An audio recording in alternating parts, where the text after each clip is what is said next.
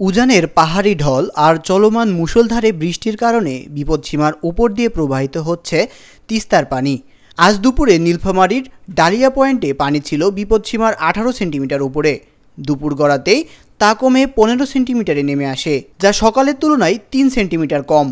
Dahlia পানি উন্নয়ন বোর্ডের নির্বাহী কর্মকর্তা জানান, উজানের পানি আর অব্যাহত বৃষ্টি এই বন্যার মূল কারণ। তিস্তা নদীতে 12টায় আমাদের যে রিডিং ছিল সেটা 52.33, যা বিপদসীমার প্রায় 18 সেন্টিমিটার উপরে ছিল।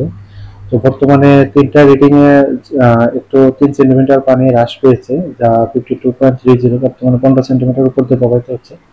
পানি হ্রাসটা অব্যাহত থাকবে। শুক্রবারের মধ্যে আমাদের ফরকাস্টে বলা আছে প্রায় 20 থেকে 30 সেন্টিমিটার পানি ডাউন হয়ে যাবে। উজানে বৃষ্টির আপাতত কোনো ফরকাস্ট নাই, লোকালিও বৃষ্টির কোনো সম্ভাবনা নেই। এদিকে পানির এই ওঠানামার মধ্যে তিস্তার পাড়ের হাজারো মানুষ এখন পানিবন্দী হয়ে পড়েছে। বসতবাড়ির ভেতরে ঢুকে পড়েছে নদীর পানি, বন্ধ হয়ে গেছে শিক্ষা প্রতিষ্ঠান সহ বিভিন্ন ব্যবসা বাণিজ্য। চুলা জ্বালানোর মতো জ্বালানি না থাকায় অনেক পরিবার এখন শুকনা খাবারের উপর নির্ভর করছে। এই যে বন্যা এলাকায় ঘরে যখন পানি আসে, ঘরের ভিতরে পানি ঢুকে, রান্নাঘরে পানি ঢুকে, পাকশাক করে খাইতে পারি না। আমাদের খুবই কষ্ট, এর মতন কষ্ট পৃথিবীতে আর আমার নাই। এই নদী এলাকায় আমরা যা কষ্ট করে আছি, অনেক কষ্ট দুঃখে পড়ে আছি। বাবা ঘর বাড়ি বাবা তাও ভাঙি গেল বাবা রে। আমি অনুরোধ বাবা এই আমাকে বাঁচাও সরকার বাবা।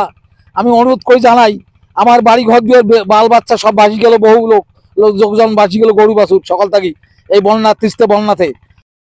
প্রতি বছর এইভাবে পানিবন্দী হওয়া থেকে মুক্তি পেতে সংশ্লিষ্ট কর্তৃপক্ষের প্রতি আহ্বান করেছে পানিবন্দী মানুষ।